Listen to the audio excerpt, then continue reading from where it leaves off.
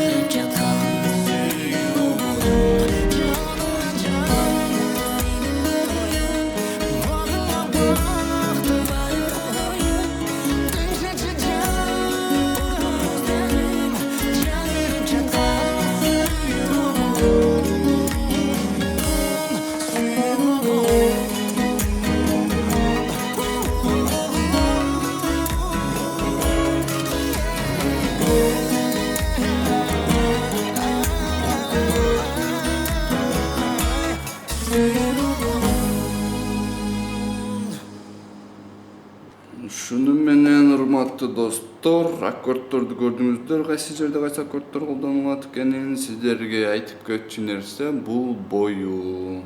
Бою башынан аягына чейин куплеттеринде деле, припевтеринде деле бир бой болуп кете берет. Оңой эле колду көндүрүп алсаңыздар черте бересиздер, урматтуу достор. Деген бой. Секирээк кылып көргөзүп кетейин.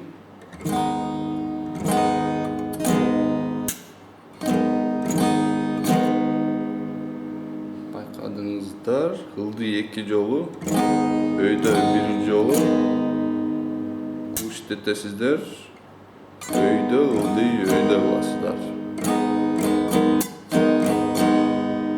Ушуну башынан аягына чейин четип кете бересиздер, урматтуу достор.